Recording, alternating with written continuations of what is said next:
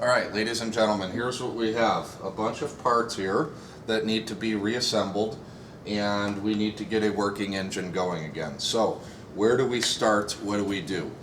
The first thing we're going to do is, if we look into our manual, our repair manual, on page number 4 right here, we're going to kind of look at the order of assembly, and we're going to see what the manual tells us.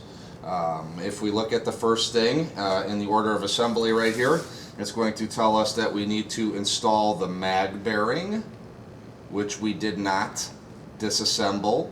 And step 2 is the mag oil seal, which we also did not disassemble. Everything in here, pretty much from here on out, is stuff that's going to need to be reassembled. So if I look at step 3, they're going to tell us in section 9 that we have to install the crankshaft and the camshaft, which is why I have the crankshaft and the camshaft and the piston and connecting rod and stuff over here by my engine block, because this is going to be the first thing I'm going to do. So if I look to section 9, which is on page 65, I have a pen mark right here, we could see when I open up to page 65 in section 9, it says right in this area it's going to let us know how to install the crankshaft and camshaft. Alright, so if I read through these steps, step 1, lubricate the cylinder oil seal with engine oil. Alright, that's why I have my cup out here with some brushes. I would proceed to oil the seal with the engine oil. Step 2, make sure the paddle G on the governor shaft is rotated in line with the governor cup and washer F inside the cylinder housing. Alright, if I go through these steps and I keep going, I will notice in step 4, when I'm installing the piston and connecting rod cap, is instructed in the install piston and connecting rod found in section 8. Whoa, that sounds like a lot. So they're telling me right here that something is going on with the piston and the connecting rod. How I install this and this onto the cam is done in section 8.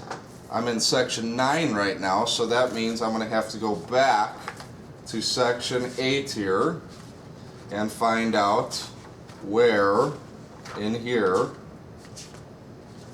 they're assembling the piston and the connecting rod. Okay? And I'm going to have to do a little more reading in here. Alright? And we can see how we're going to put the piston back in. We will notice when I'm reading in here, there is a lot of technical information that needs to be done.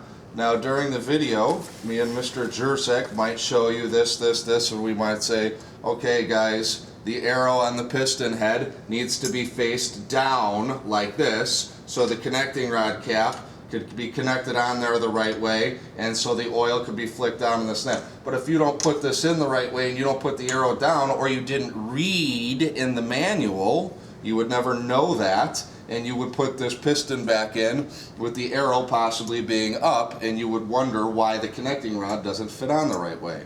So what we're trying to stress here is that you read the manual, that you identify specific things that you need to know when you're reassembling this.